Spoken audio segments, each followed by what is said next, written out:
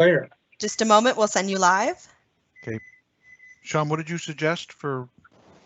Oh, just Microsoft Teams at our desks. You are live, Mr. Chair. Great. Thank you. Thanks, Sean. Welcome, everyone. We'll call our meeting to order. I'll do a roll call. Councillor Mason. Here. Councillor Smith. Here and present. Councillor Cleary. I am both here and present because they mean the same thing. I wasn't going to say it, but hey. Councillor Walker. Okay. And Councillor Zarowski. Past, present, and future, as well as here and there. Wasn't an essay question, my good man. But anyway. Approval of the minutes for August 11th. Moved by. So move. Councillor Second. Zarowski, seconded by Councillor Cleary. All in favor? Aye. Contrary minded, motion is carried. Approval of order of business. Madam Clerk, is there anything with respect to additions or We have deletions? nothing. Let's say if we have deletions, then we're not going to have a meeting. Okay. Approve the order of business. Councillor Smith, seconded by Councillor Mason. Councillor All in Cleary. favor? Aye. Aye. Contrary minded, motion is carried. Are there any conflict of interest from any members of Community Council? It must Right be the on. 22190. Okay.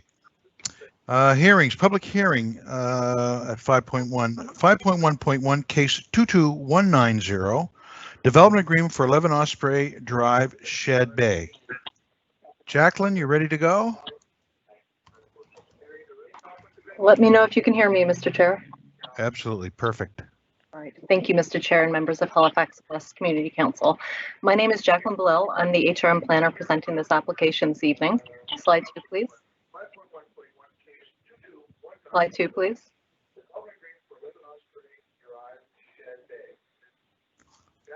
This is an application by KWR Approvals, Inc. on behalf of 3274302 Nova Scotia Limited, the property owner, for a development agreement for 11 Osprey Drive, Shad Bay, to permit 16 units of senior citizen housing within the former motel building.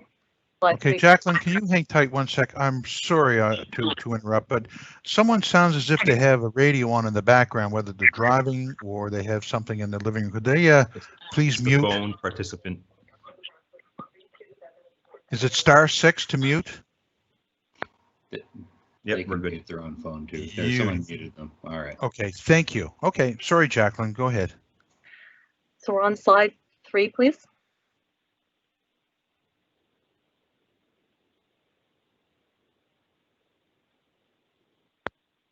We can advance, there we go. So this slide shows the location of the community of Shad Bay within the regional context. Slide 4, please. This slide shows the subject property shaded in gray within the community context. So the site is 1.98 hectares in area, and that's 4.9 acres, and it has 65.1 or 213 feet of frontage on Osprey Drive. Slide 5, please. So this slide highlights the road network surrounding the property. You'll note the Prospect Road that follows the coast with Osprey Drive, Yonge Road, and Bayside Road extending northward. Slide 6, please. This slide indicates the watercourses in the vicinity, the Atlantic Ocean to the south, Lower Pond opposite Osprey Drive from the site, and also in the vicinity is the Shad Bay Park. Slide 7, please. So this slide shows an aerial photo of the site with the site boundary illustrated in yellow. Slide 8, please. And this slide is a closer view of the property. You'll note the position of the building on the site. You can also see the existing driveway coming up along the property line from Osprey Drive, just south of the building, and the parking area that extends to the rear of the building. Slide 9, please. So I have a few photos of the site that were taken last week. I've tried to illustrate with numbers on the map to the right, the locations of where the photos were taken from. Photo number 1 was taken opposite the site from Yonge Road. Photo number 2 was taken from the Prospect Road. Slide 10, please. Photo number 3 was taken from Osprey Drive at the foot of the existing driveway looking up at the building, and photo 4 was taken from the parking lot of the building and shows the rear of the building as well as the main entrance. Slide 11, please. So to provide an overview of the planning policy applicable for this application, the site is designated rural commuter under the Regional Municipal Planning Strategy. It's designated Residential B under the Municipal Planning Strategy for Planning District 4, which is also referred to as the Prospect Plan. Policy RB6 is the policy within that plan, which enables the consideration of senior citizen housing through the development agreement process. And policy IM11 is the implementation policy that contains additional criteria which must be considered for planning applications such as development agreements. Slide 12, please. So there's also an existing development agreement registered on the property that was approved by the former Western Region Community Council in 2004. That development agreement was enabled under policy RB10 and permitted a 16-unit motel to be constructed in addition to an existing restaurant and lounge that was on the site prior, which was then demolished in 2013. Underneath that development agreement is the light industry, or the I1 zone, which I'll go over on the next slide. But before I do, I just want to acknowledge that this planning application is as the result of a municipal compliance case.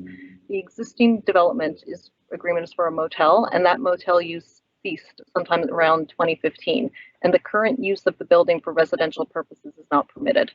Slide 13, please. So to speak briefly to the underlying zoning, the I1 zone permits a variety of industrial and commercial uses, as you can see from the list on the slide, and that also includes C2 uses. So slide 14, please.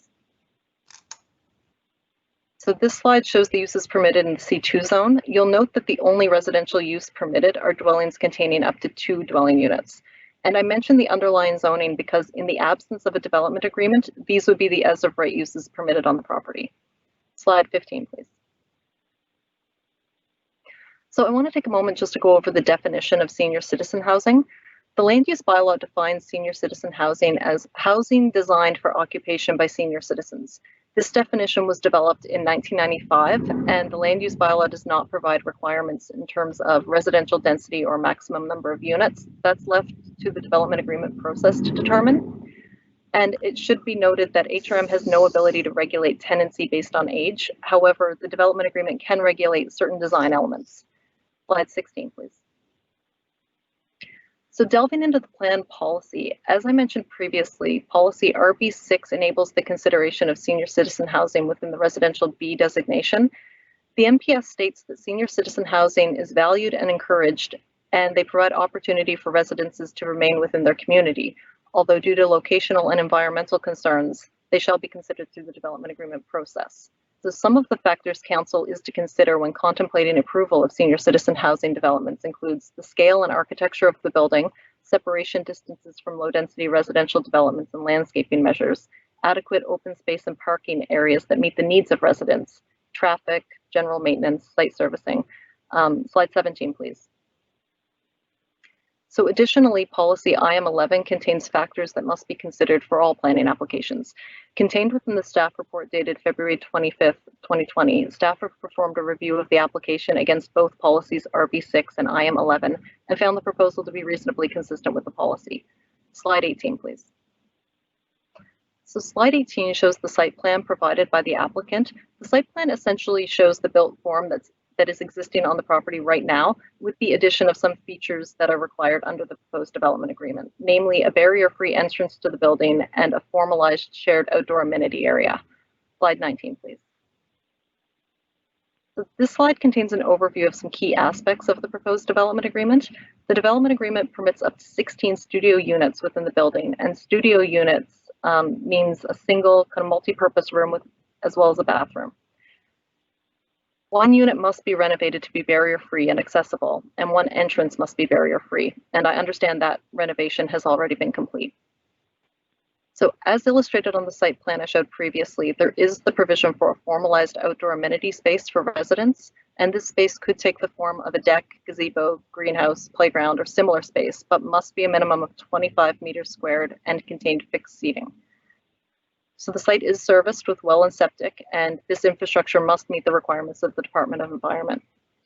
And we also included a clause to ensure archaeological protection. This is because when the original development agreement was approved, staff didn't have the data that we have now regarding areas that have an elevated archaeological potential. This property is within one of those areas, so this clause ensures that all parties are aware of that and that any future site disturbance will be coordinated with the Provincial Department of Communities, Culture and Heritage. Slide 20, please.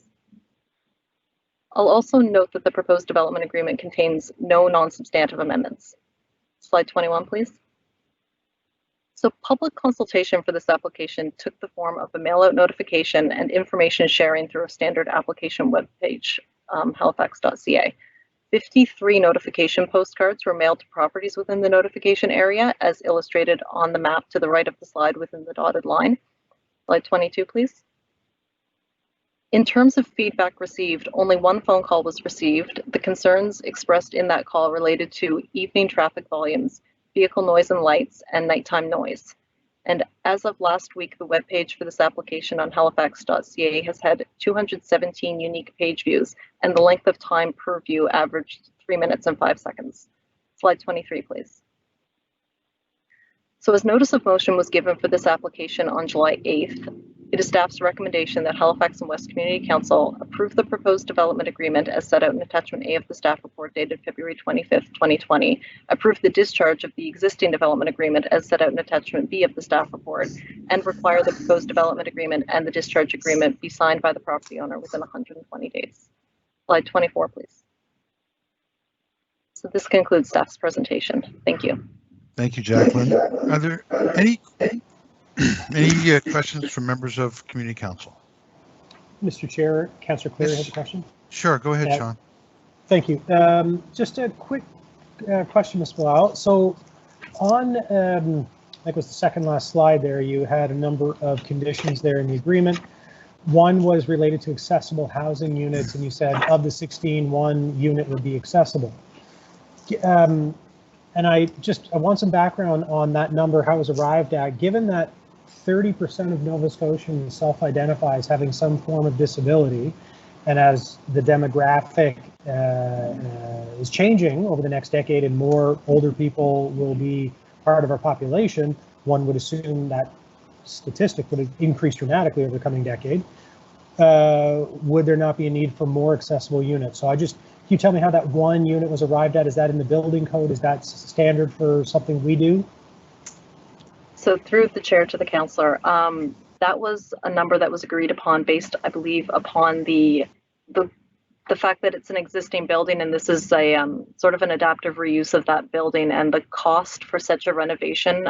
Staff was concerned that we didn't want any cost of a renovation to trickle down onto the existing tenants in the building, by ensuring that the main level, as in barrier-free access, and that would be something that was accessible to the current tenants. I believe that was probably also something arrived with the applicant in terms of the existing tenancy in the building right now and what their needs were. Okay, so that was a negotiation then between the city and the developer. Yes. Okay, thank you very much. Okay, Councillor Smith. Thanks, Chair. Two questions. I had 3, but Councillor Cleary asked the first one.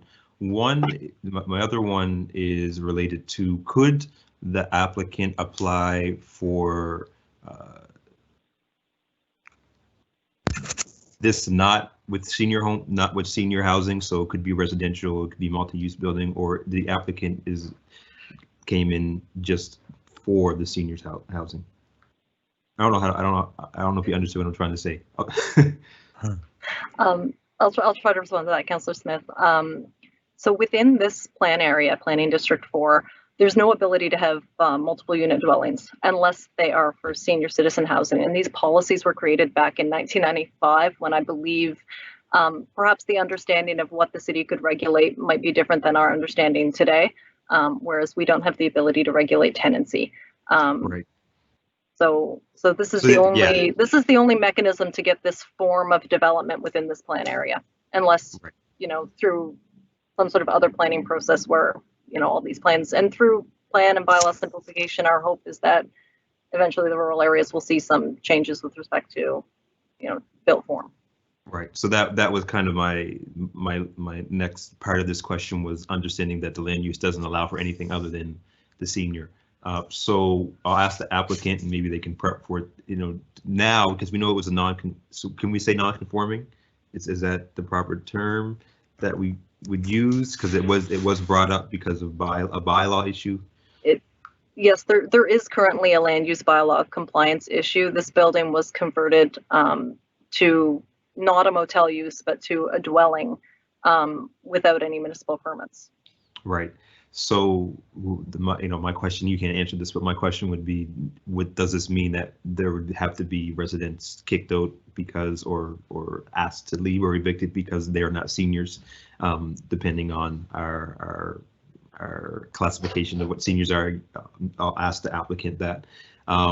The other question is, so nothing will change in exterior other than the amenity space and some of the parking and barrier-free access. But other than that, the building form itself is going to stay the same. That's correct, Councillor. The architecture of the building was negotiated through the existing development agreement as a motel, and that was deemed compatible with the neighborhood, and so there's no proposed changes. You're correct. So the last one then is in terms of enforcement, how will we enforce, or how do we enforce seniors housing, making sure that the tenancy is what we're approving? We do not, Councillor. Right.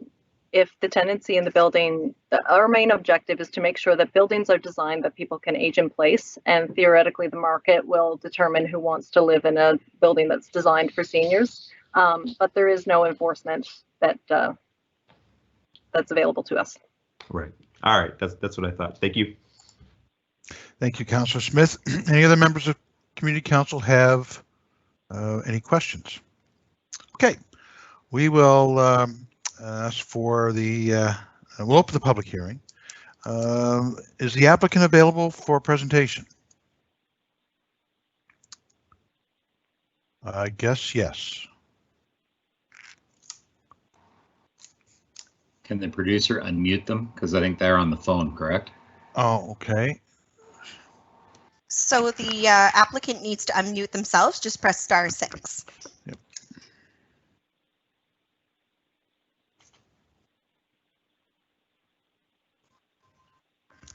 Can you hear me now, Mr. Chair? There we go. You got it. Okay, sir. Thank you, Mr. Chair. Appreciate it. Good evening, members of Community Council and staff. Kevin Riles, KWR Approvals, Inc., project manager for the applicants. Just briefly going to go through a presentation. Jacqueline has prepared much of the information, so just would like to go to slide 2. And as you can see there, really kind of following up a little bit on Jacqueline, that's location map. So you can see this property is fairly large. I don't hang tight, Kevin. I don't see anything. I see that. See if you have the presentation there. Who's taking care of the presentation on our end, Kirsta? That would be Haruka, and we're just trying to solve that issue now. Okay, hang on there, Mr. Riles. No problem. I wish I was at that house. Oh, me too. Sorry, Mr. Chair, I didn't realize I was unmuted at the time. That's okay. That's my kids in the background. Oh, Your kid's awesome. yeah, man, that made my night. That laugh was so wholesome. I want to know what was so funny. Wholesome or malicious?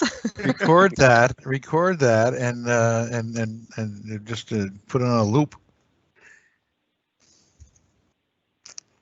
So there are some technical difficulties. I'll ask Liam if he can share the presentation.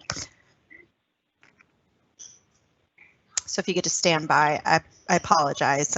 Teams has not been our friend lately. Those things happen.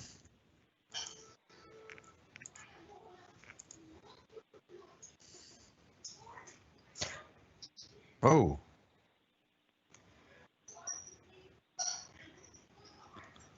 It's quite the 16-unit building.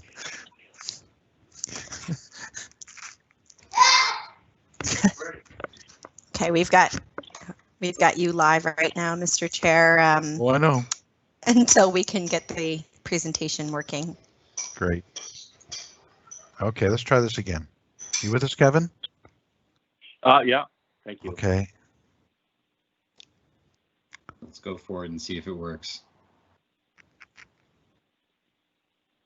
I don't know, Mr. Chair. There you go. There we go. You're good now, Kevin. Okay. Just seeing on my screen. I don't have the presentation yet, but that's okay. Do you see slide 2, the Google map? Yes. Okay, great. So as you can see, I'll just do a little sorry, bit. can we make the presentation live? It's still on Councillor Adams. Working on that now. Oh, Okay, all right. I could do a mirror and reflect it.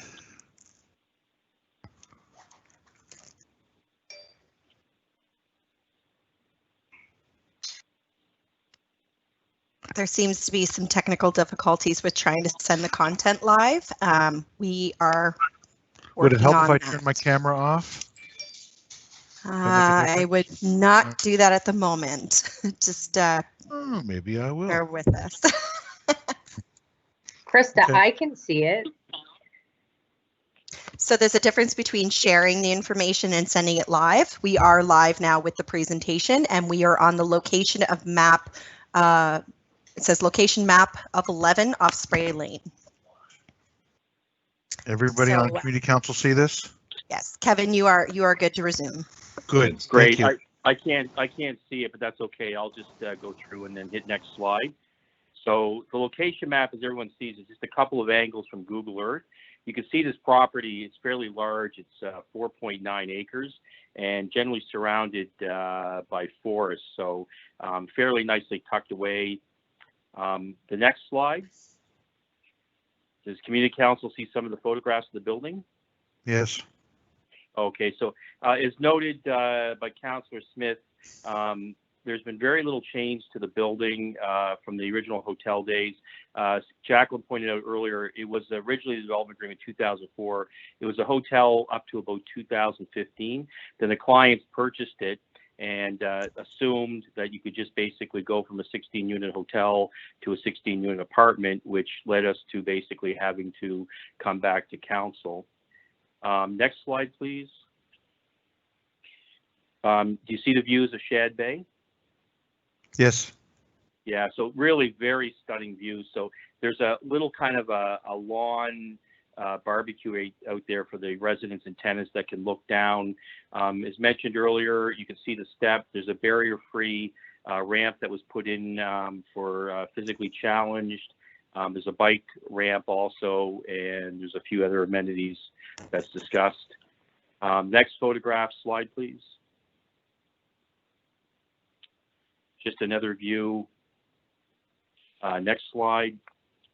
Back to the site plan. As Jacqueline's pointed out, there's Class B bicycle parking there, really ample parking for tenants and guests. There's a new barrier-free access ramp. And right now there's an area for barbecue, lawn chairs to really kind of look over the Shad Bay. And as Jacqueline pointed out, there would be further amenities agreed to by staff in the development agreement. Next slide. That's just the professional development team that worked on it. And the next slide, Mr. Chair, which is the last main slide. Just a couple of things as I noted. Owners purchased it in 2015. The only changes were actually improvements to the dwelling units. So, for example, each of the units had some upgrades. There's a common kitchen area, a deck outside for the enjoyment. The owners have spent since 2015 approximately $100,000 in these improvements to take it from the motel to these units. As I said, no change, 16-unit motel to a 16-unit apartment building, ample parking. To Councillor Smith's comments, one of the things we appreciated with staff is what makes this a little unique is the rents. I mean, this is a very nice area, very scenic. The average rent is $550. The lowest rent is $500, and the highest rent is $600. So the rents for this these units are $500 to $600, which for the seniors living there is very good, very affordable. The youngest tenant in the building is 55, and the oldest tenant is 90. So you have a nice range there, but older tenants, some veterans, and some seniors as noted. The one thing with traffic, we did a traffic impact statement as per normal, and basically the consultant came back and said that, as you see there at the very bottom, that the traffic generated by the current seniors housing apartment building would be less than was actually generated by the former motel. And this is minimum traffic for the development and no significant impacts surrounding the transportation network. And really, Mr. Chair, it's been an opportunity. It's been in existence for 5 years. I've met the tenants. Staff has been out there. It's a very well-kept building. The tenants appear very happy. So actually, in coming back in the development agreement, it's allowed the municipality to get some improvements even further, which I think enhances the tenants' livability in the building itself. And just want to thank council for consideration. And also Jacqueline, she's been very prompt. I use the word prompt in dealing with this and professional. So I appreciate her work on this, and we're here to answer any questions. Thank you very much. Thank you, Mr. Riles. Are there any questions from members of Community Council? Okay. So we will now invite the public to address Community Council. We have one person who has signed up. That'd be Valerie Coolin. And is Ms. Coolin available?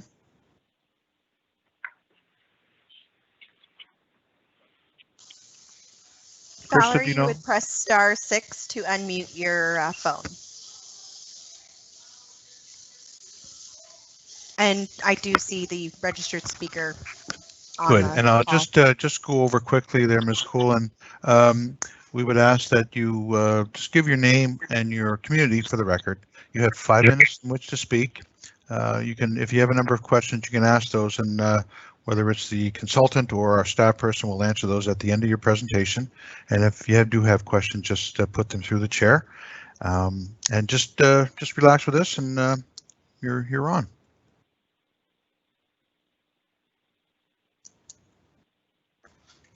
You may still be muted, Valerie, if you want to press *6 again.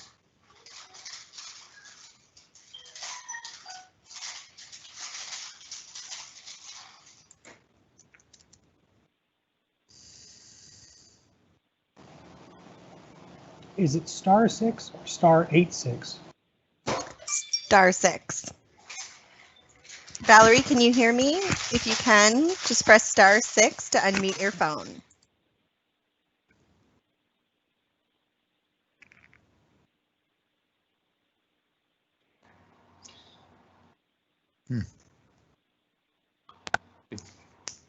Hello. Bear If with she me, hung up, yeah, bear with me, Mr. Chair. I'm not too sure Sure. if she's still on the line. Okay. if she hung up and called back in, would that work, do we think? Yes. If they do get disconnected, they can call back in. But if she's hung up, she can't hear what you just said, Wei. That's a good idea. Crystal caller. It'll all work There out. there would be a delay in terms of webcast, but certainly I'm just going to see what I can do here. Okay, thank you.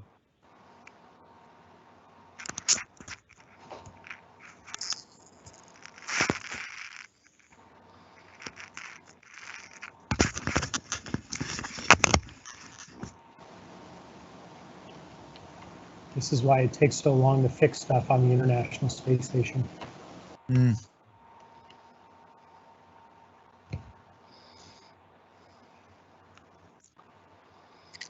So maybe we do need more in-person meetings.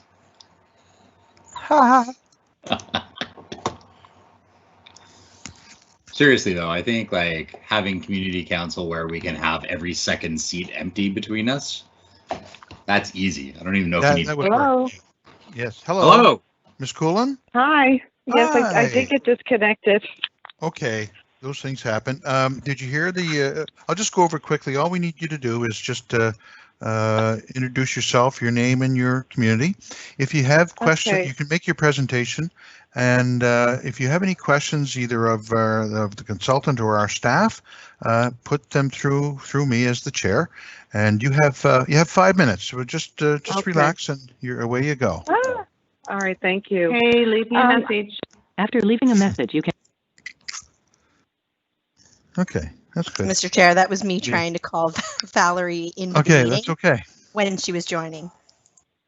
Okay. Are you Valerie, you're still up. there, Valerie?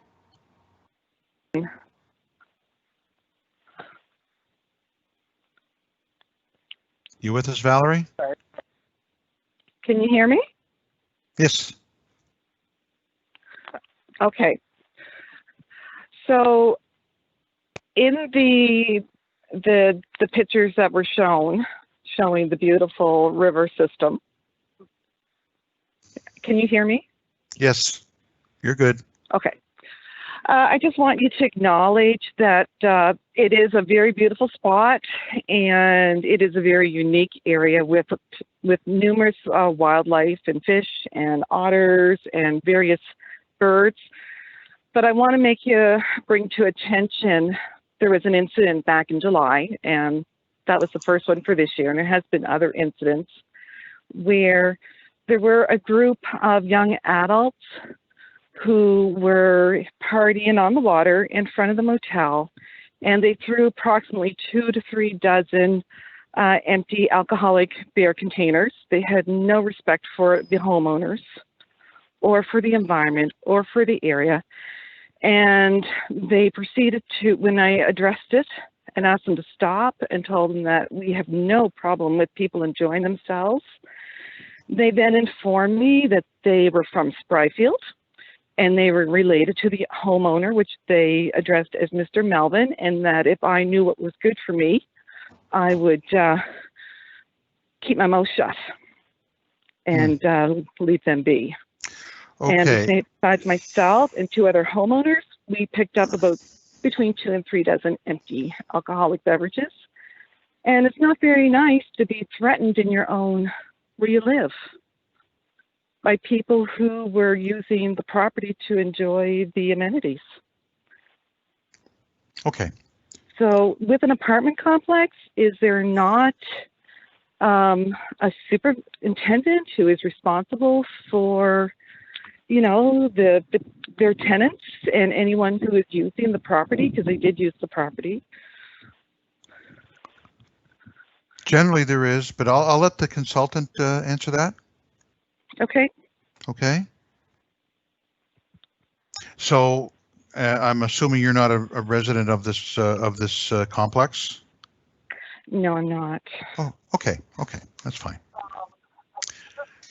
Do you have, is that your presentation, Ms. Coolin? Well, I just want them to be aware of, you know, for residents in the area, it doesn't come across as for us to be welcoming when we're going to have this sort of things going on, and to be threatened and to feel threatened. Mm-hmm. No, I understand. Okay. Okay. Do any members of Community Council have any questions for Ms. Coolin? Okay. We're good to go. Thank you, Ms. Coolin. There are no other speakers. I'd like to perhaps a motion to close the public hearing. Moved. Councillor Mason, seconded by Councillor Clary. All in favor? Aye. We're good. Right Aye. on. Contrary-minded motion is Hello. carried. Hi.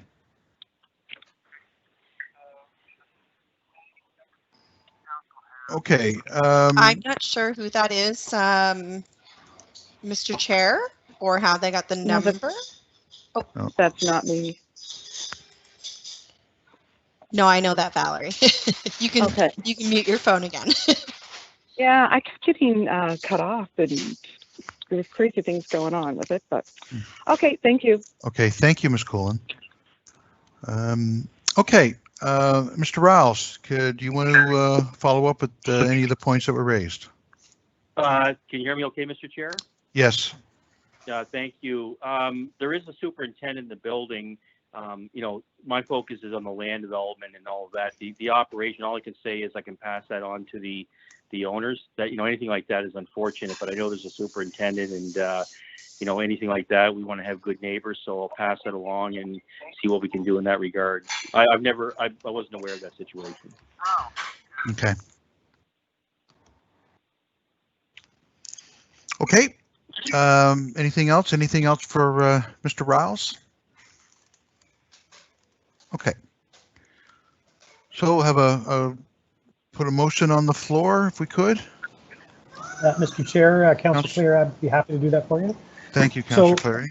I move that Halifax and West Community Council, 1, approve the proposed development agreement, which shall be substantially of the same form as set in attachment A of the staff report dated February 25th, 2022, contingent on the approval of the development agreement substantially in the same form as set out in attachment A, approved by resolution the discharge of the existing development agreement is shown in attachment B of this report, and 3, require that the development agreement and the discharge agreement be signed by the property owner within 120 days or any extension thereof granted by council on the request of the property.